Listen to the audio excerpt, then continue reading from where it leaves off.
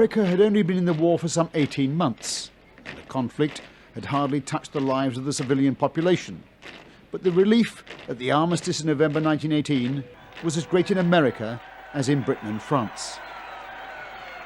People really did believe that the peace that had been won at such great cost signalled the end of all major wars.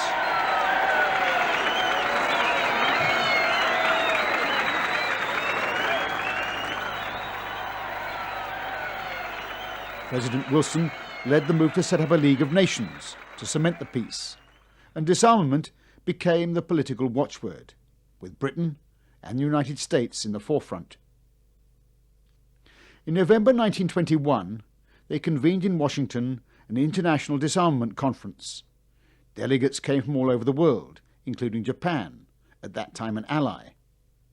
The focus of the conference was naval strength, the major weapon of all the imperial powers in extending their influence around the world. The object of the conference was the signing of a five-power treaty, which would define precisely the tonnage allowed to the world's navies, the most important being the Royal Navy of Great Britain, the US Navy, and the Imperial Navy of Japan. The British and the US were agreed they would get an equal tonnage of warships. The Japanese delegation were under strict instructions from their government to get as close as possible to parity with the US and UK naval forces as a full ally. This was a major power play for the US. The unwritten agenda for the conference was that they were determined to limit the size of the Japanese fleet in the Pacific, where Japan, ostensibly an ally, was already threatening US supremacy. So this was one the US State Department couldn't afford to lose, and they decided to play it dirty. First by persuading the US cable companies to pass on copies of the secret Japanese telegrams coming from Tokyo, and then to try to break the Japanese codes and so learn their intentions. The problem was there was no Japanese-speaking codebreaker in America, indeed no official code-breaking unit. So they called in Herbert Yardley. Yardley was a brilliant, intuitive codebreaker. He served as a major in the US Army and had been sent to Europe during the war to see the work of the British codebreakers. On his return, he was set up in a completely secret black chamber, as it was called, unknown even to the President, to break foreign diplomatic codes, including those of the US allies. It was housed in a modest little brownstone house on East 37th Street in New York, paid for by a secret slush fund, set up by the US State Department and the Department of Military Intelligence. The intercepted cables from Tokyo to the delegation in Washington ended up on Yardley's desk. But Yardley couldn't read Japanese and had no prior knowledge of Japanese encoding systems. He was starting from scratch, and he had to crack the messages within a matter of days if it was to serve any purpose. In a quite remarkable display of code-breaking genius, working round the clock, Yardley broke the Japanese codes. He learned to his great surprise that the Japanese negotiators were being instructed by Tokyo to back down if it looked as if resistance would cause severe friction with the US. It was a crucial moment in the negotiations. With the prior knowledge of their willingness to concede, the US and Britain were able to force the Japanese to accept a tonnage limitation set at only half the UK and US fleet levels. It was a major political victory. The Japanese delegation left the conference shattered at their defeat, but not for a moment suspecting that their high-grade diplomatic codes had been penetrated.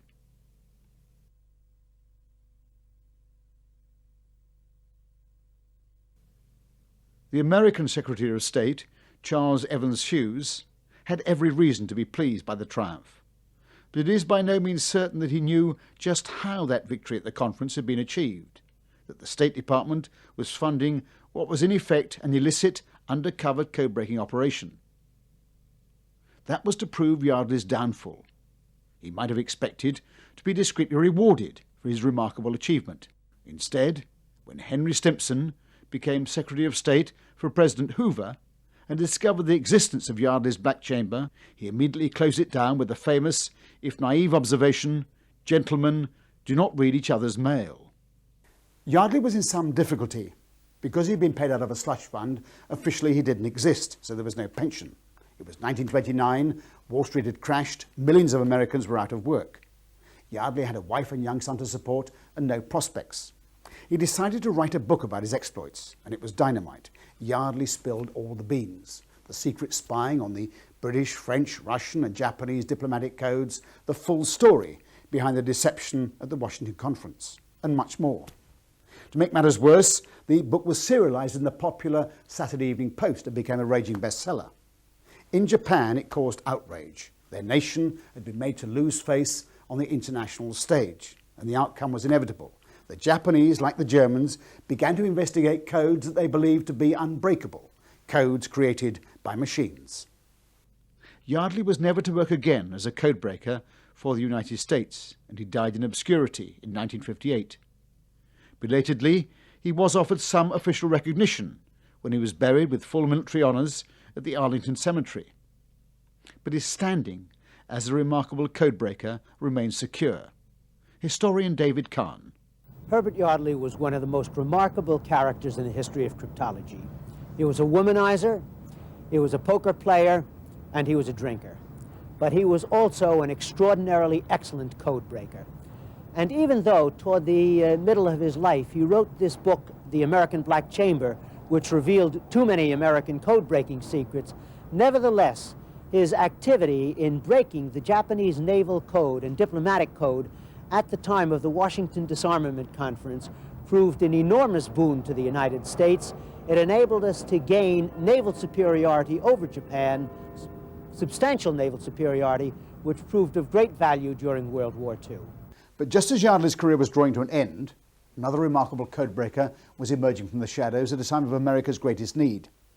If Yardley's greatest strengths were his superb flair and intuition, his success relied upon the keenest mathematical analysis. He is now regarded as the greatest codebreaker of the pre-computer age. His name, William Friedman. He was hired by the US Army to replace the sacked Herbert Yardley. It was a decision that would change the course of world history. Friedman and his young bride Elizabeth, whom he married in 1920, were both codebreakers. Elizabeth worked for a government agency trying to stop the activities of the bootleggers during the Prohibition years. She had some success. She managed to break the codes they used to arrange pick-up points to transfer booze from Canada and Latin America. Due to Elizabeth Friedman's efforts, many shipments were intercepted and dealt with in a very simple and effective way. They were smashed. It must have been a risky business, with gangsters like Al Capone involved. To what extent William Friedman helped his wife in the solution of the bootlegger ciphers is not known, but as a family they took code-breaking to very unusual lengths. Progressive dinners. They'd have progressive dinners in which codes were an essential part. And couples would come and they'd be split up, husband from wife, and sort of moved around to kind of equalize the teams, and they'd be given a sheet, and on the sheet were a succession of codes, and I imagine that they got more difficult as they went along, but you'd have to solve the first message to find out the restaurant to go to for the first course, and so on through the meal, and then the first couple back to the house would win some kind of a small prize or something like that. And people really enjoyed those parties and came to them with relish. William Friedman believed strongly that with the growing complexity of its international relations, America had to develop a powerful and permanent code-breaking unit. So he began to train young mathematicians in the art and science of cryptanalysis, a word that he himself coined. One of the original 3 recruits was a young maths teacher from Virginia, Frank Rowlett. Rowlett had gained maximum marks in the civil service entrance exam. Seeing the results, Friedman offered Rowlett a position as cryptanalyst, a word unknown to the young Virginian. The salary offered with this position was $2,000 a year, which was more than both my wife and I were making as school teachers. And we decided that it was worth trying. Also, it had the opportunity of giving each of us a chance to go to Washington, where we never visited. So Rowlett duly reported to Friedman at the old munitions building in Washington. It was during this first exchange with Friedman when he got through inquiring if I had a place to live. And had I been to Washington before, and just sort of simple conversation, that I found an opportunity to ask him what a cryptanalyst was supposed to do. And he said, "You mean you don't know what a cryptanalyst is?" And I said, "I never heard the word before." Then he looked out the window and he said, "Well, that's not strange." He says, "I just invented it."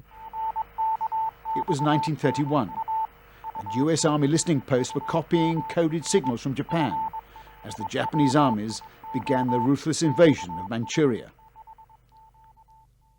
America realized that these were just the opening moves of a bid to extend Japanese influence right across Southeast Asia.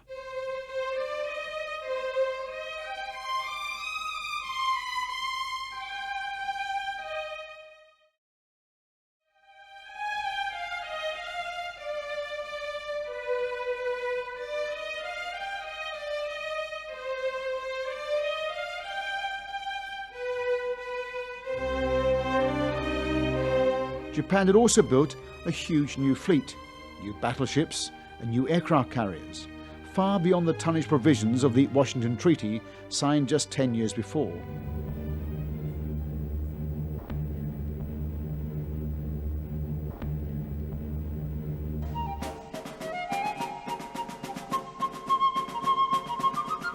It was becoming clear that Japanese expansionist ambitions were beginning to overshadow US interests in the Pacific, and America too began to extend its Pacific fleet.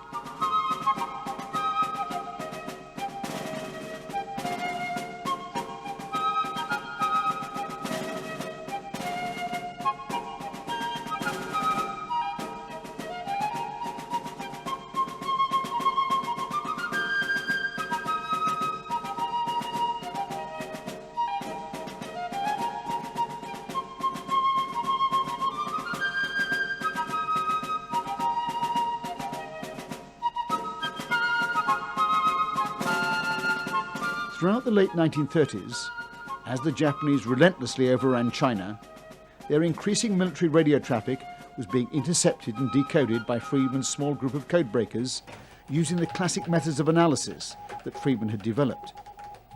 They had penetrated virtually every Japanese coding system. Then, late in 1938, it happened.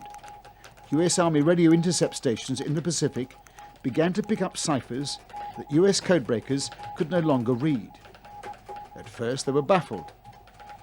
Then they realized that the Japanese, like the Germans, had switched their high-grade diplomatic traffic to machine-generated codes that were regarded as being virtually impregnable.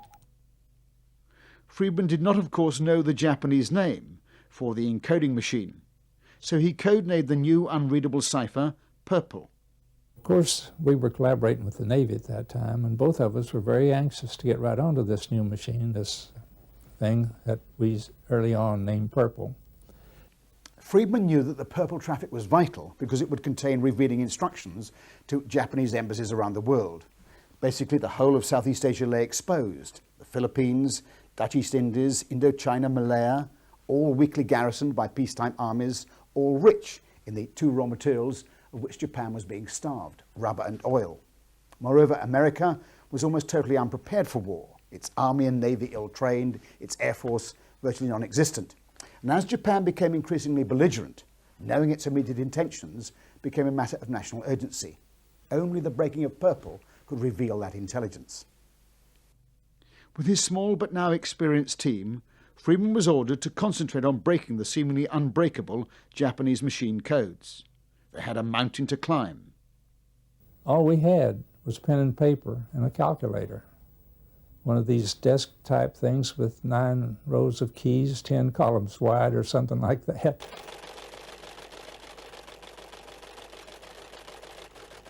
The great strength of machine codes is that they create billions, trillions indeed, of cipher alphabets, layer upon layer of complexity.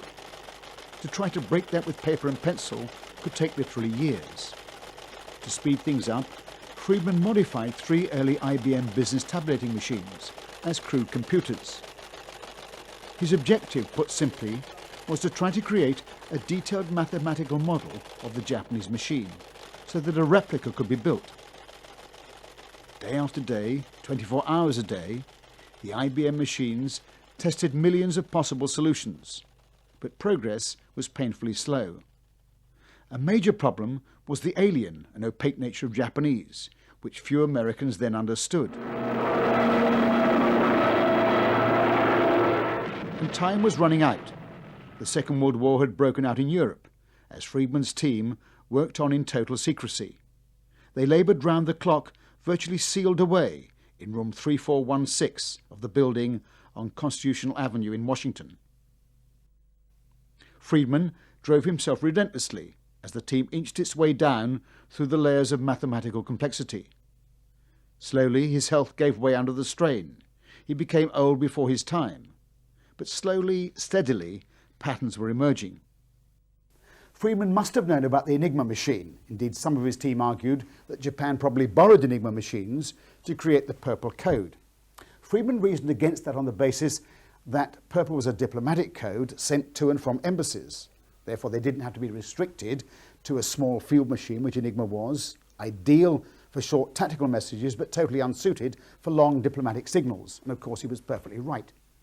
Friedman may have had some assistance from espionage because his achievement was so colossal, we just don't know. But the breakthrough came when he reasoned that the Purple machine must work using the selectors and relays from an automatic telephone exchange. The array of telephone selectors, the heart of the Purple machine, created trillions of possible cipher alphabets. Theoretically, it was completely unbreakable. Working only from intercepted messages, over a period of 18 months, Friedman and his team had climbed the mountain. They produced a replica of the unseen and unknown Japanese enciphering machine. It was a staggering achievement. This is that historic Purple machine, only allowed to be filmed for the first time 50 years after the war. Basically, it consists of two state-of-the-art typewriters plugged together via a complex battery of relays and plug boards, creating an impenetrable electrical maze. But to use it, you simply typed in the message on one side, it was typed out in the Purple code on the other side. If Friedman's solution was correct, then his replica would work in reverse, deciphering the intercepted signals. In August 1940, Leo Rosen and Frank Rowlett ran the first test run. I was working with Rosen. This was about 6:30 or 7 o'clock at night because we wanted to finish this thing. We'd waited so long for it. We just couldn't wait any longer. And so I got a message, and we set up the machine to the indicator, and I started typing. And the first few groups, the first 3 or 4 that I typed in the machine came out beautifully on the other end. The Japanese plain text that we knew, because we'd solved the message by hand earlier, had to come out. And then all of a sudden the machine stopped operating. And after a little puzzling about it, Rosen concluded that we had failed to put in relay that was needed, a condenser over the relay points that was needed for the master relay. And so we got hold of one of those, and he installed it, and lo and behold, it worked just like a charm from then on. So we were ready to demonstrate it to the chief signal officer next morning, and also to Friedman and General Aiken, and the others who were in the chain of command that were interested in what we were doing. And what was their reaction? Amazement and great pleasure. The breaking of Purple was also the breaking of Friedman. He basically retired. But his achievement ranks very high indeed in the annals of code breaking. David Kahn again. William Friedman was probably the most brilliant cryptanalyst we've ever seen. He engendered theoretical ideas which took cryptography out of its kind of primitive land into the new world of statistical analysis in a very sophisticated way. And later on, in the 1940s, early 1940 and 41, he led and organized and directed and inspired the team that, using some of his techniques, cracked the Japanese purple cipher machine, which was quite possibly the greatest feat of cryptanalysis the world had ever seen.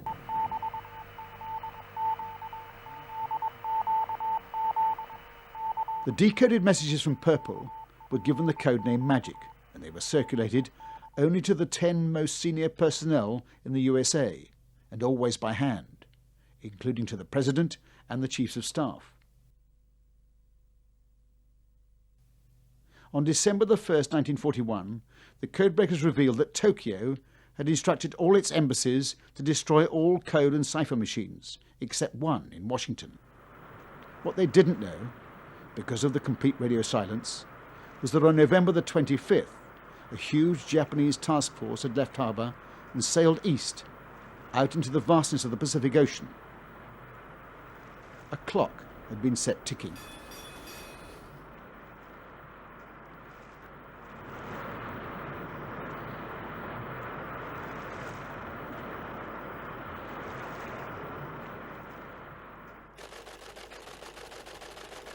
On the evening of the 6th of December 1941, the codebreakers in Washington intercepted a long and involved message to the Japanese embassy in Washington with strict orders not to pass it on to the US government before 1 p.m. the next day. It certainly didn't declare war. Essentially, it broke off relations. President Roosevelt was reading the decoded message that same evening. But it wasn't until late next morning, Sunday the 7th of December, that the generals in Washington made the connection. 1 p.m. Washington time actually was dawn in the Pacific. It was too late.